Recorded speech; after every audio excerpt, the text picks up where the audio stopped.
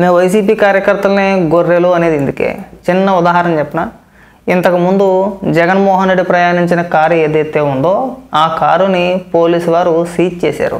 జగన్మోహన్ రెడ్డి ఇంటికి వెళ్ళి జగన్మోహన్ రెడ్డికి నోటీసులు ఇచ్చి రూల్ ప్రకారం, చట్ట ప్రకారం ప్రమాదానికి గల కారణమైన కారు ఏదైతే ఉందో ఆ కారుని సీజ్ చేయడం జరిగింది.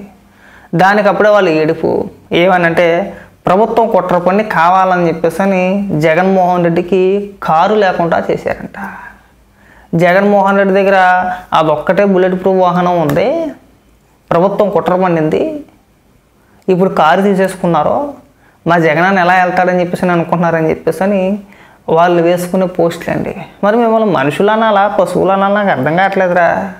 సాధారణంగా ఒక ప్రమాదం జరిగినప్పుడు రూల్ ప్రకారం పోలీస్ కేసు నమోదైతే ప్రమాదానికి గల కారణమైన వాహనం ఏదైతే ఉందో ఆ వాహనాన్ని పోలీసు వారు సీజ్ చేస్తారు. అది సాధారణంగా జరిగేదే. మరి మిమ్మల్ని ఇందుకు కాదు గొర్రెలు అనేది. నిజంగా మీలాంటి వాళ్ళు వైసీపీ కార్యకర్తలుగా ఉండడం జగన్మోహన్ రెడ్డి ఏ జన్మలోనో చేసుకున్న పుణ్యురా. తల్లి లేదు, చెల్లి లేదు, రూల్స్ తెలియవు, ఏం మాట్లాడాలో తెలియదు. ఏదన్నా అంటే ఎదురుదాడి. ఎదురుదాడి అంటే మామూలు దాడి కాదు, బూతుల దాడి. మీకు ఇంకొక ఉదాహరణ కూడా చెప్తా. సొంత చెల్లి షర్మిల ఇంతకు ముందే ఒక వీడియో మాట్లాడింది జగన్మోహన్ రెడ్డిని ఉద్దేశించి. ఈ సింగయ్య ఎవరైతే చనిపోయారో వైసీపీ కార్యకర్త, ఆ ప్రమాదానికి సంబంధించే ఆవిడ కొన్ని వ్యాఖ్యలు చేశారు జగన్మోహన్ రెడ్డిని ఉద్దేశించి. చాలా సింపుల్గా అందరూ మాట్లాడినట్టుగానే ఆవిడ కూడా మాట్లాడింది. కానీ వైసీపీ సోషల్ మీడియా ఏమైనా ట్రోల్ చేశారంటే, ఎంత దారుణంగా ట్రోల్ చేస్తున్నారంటే షర్మిలాను కూడా, ఇదిగో నీ మొగుడికి దమ్ము సత్తా లేకపోవడం వల్లనే ఆయన ఇంటి పేరు పెట్టుకోలేదా అక్క, కూటమి పాలన వల్ల అల్లాడిపోతున్న ఆంధ్ర ప్రజలు, పెళ్లి చేసి పంపేశాక కూడా రాబందుల్లాగా పుట్టింటోళ్ళని పీక్కుతుంటుంది షర్మిల అని చెప్పేసి అని ఆవిడ పోస్ట్ ఎత్తే, అంటే ఆవిడ వేసిన ఆవిడ కూడా ఒక మహిళే, వైసీపీ కార్యకర్తలో ఒక మహిళా కార్యకర్త. కిందన కొంతమంది అమనాబుద్ధులు తిట్టడం షర్మిల అని. ఒకసారి షర్మిల ఏం మాట్లాడిందో వినిపిస్తా చూడండి.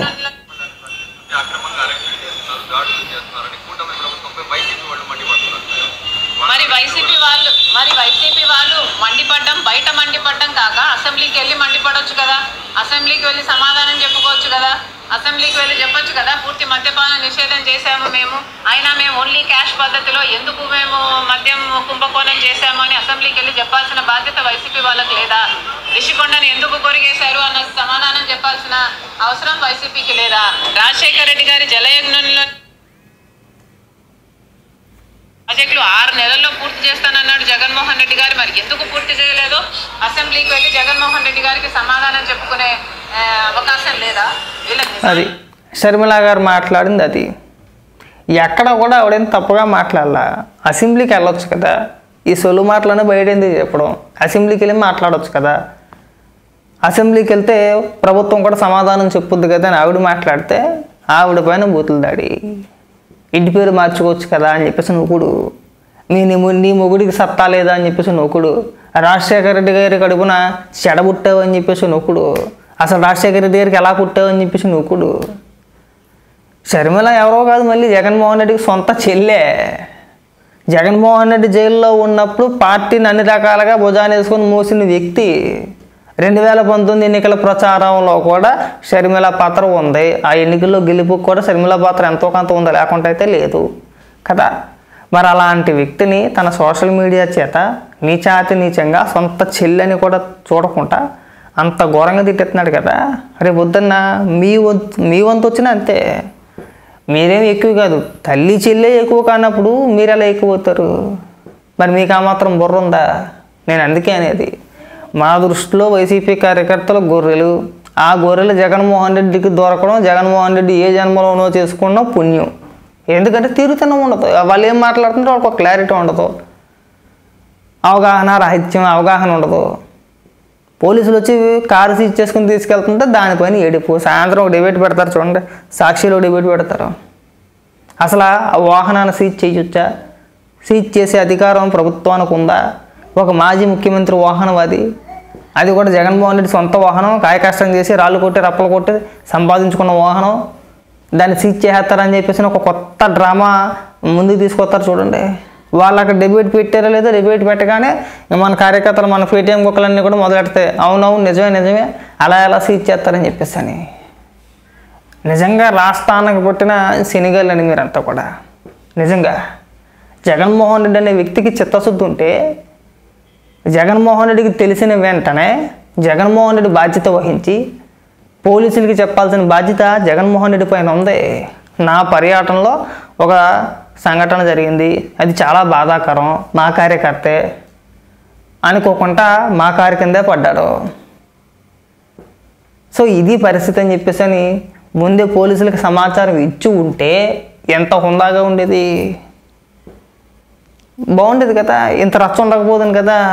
వీడియోలు బయటకు వచ్చిన తర్వాత తెలిసింది ఏమని, ఆల్రెడీ జగన్మోహన్ రెడ్డికి ఈ విషయం ముందే తెలుసు, తెలిసి కూడా తన నాయకులను పంపించి ఆ బాధ్యతలు ఎవరైతే ఉన్నారో వాళ్ళకి 10 లక్షల రూపాయలు ముట్ట చెప్పేసి, వాళ్ళు ఎవరు కూడా మాట్లాడకుండా వాళ్ళ నోరు నొక్కేసి సైలెంట్గా వచ్చి కూర్చున్నాడు. 4 రోజుల తర్వాత ఆ వీడియోలు బయటకు వస్తే దాన్ని ఏ వీడియో అంటారు, అది క్రియేట్ చేశారంటారు. నేను ఇందాక జర్నలిస్ట్ అయితే ఒక వీడియో చేశా, వీడియో ఈ యాంగిల్లో ఉండాలి కదా, ఈ వీడియో ఎలాగే తీయాలని చెప్పేసి కానీ యాంగిల్ ఉంటుందా సాయి? ఇప్పుడు నువ్వు నేను ఈ వీడియో చేస్తాం, చేతులు ఊపుతాం, తలకాయ ఊపుతాం, కళ్ళు అటు ఇటు అంటాం, సాధారణంగా సహజం అది కదా. నువ్వైతే కాస్త వెరైటీగా మాటకు ఒకసారి వెనకాలకొకసారి ఇలా అంటావు కదా. మనకు తేనిపులు వస్తూ ఉంటాయి, గ్యాస్ తన్నేస్తూ ఉంటుంది, రకరకాల హావభావాలన్నీ మనం ప్రదర్శించేస్తూ ఉంటాం వీడియోలో.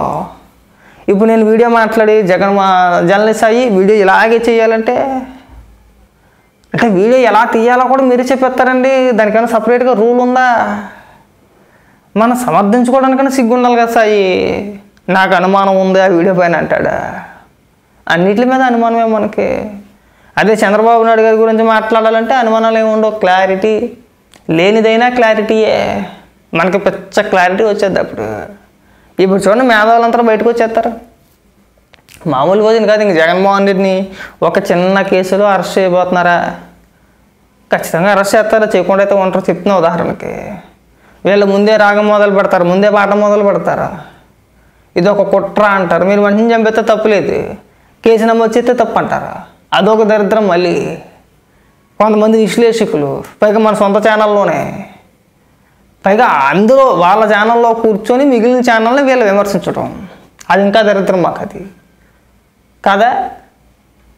కనీసం ఏది రూలు ఏది రూలు కాదు, పోలీసులు రూల్ ప్రకారం చేస్తున్నారా లేదంటే రూల్స్ని అతిక్రమించి చేస్తున్నారా? కనీసం మనకు ఆ మాత్రం అవగాహన లేకపోతే ఎలా? మీరు ఎప్పుడు చూడలేదా ఊర్లలోని పోలీస్ స్టేషన్ల ముందు గట్రా చూడండి, కొన్ని వందల బళ్ళు, పెద్ద పెద్ద పోలీస్ స్టేషన్లోని బళ్ళన్నీ కూడా దుమ్మట్టేసి తుప్పట్టేసి చెదట్టేసి ఓ మూలన పడి ఉంటాయి కదా. అవి లారీలు కావచ్చు, బైకులు కావచ్చు, కార్లు కావచ్చు, ఏదైనా కావచ్చు, ఆటోలు కావచ్చు. అవన్నీ ప్రమాదాలకు గురైనయే. అవన్నీ ప్రమాదానికి గురైన కార్లు కావచ్చు, లారీలు కావచ్చు, ఇతర ఏ వెహికల్స్ అయినా సరే వాటిని సీజ్ చేస్తారన్నమాట. కేసు తెలియంతవరకు. ఆ కేసులు ఇప్పట్లో తేలుతాయా? ఏళ్ళకి టైం పట్టుద్ది. ఇది కూడా అంతే కదా. ఆ మాత్రం మీకు తెలివితేటలు లేవు ఏమన్నా అంటే మళ్ళీ ఎడుతారు, మా మీద కూడా ఎడుతారు.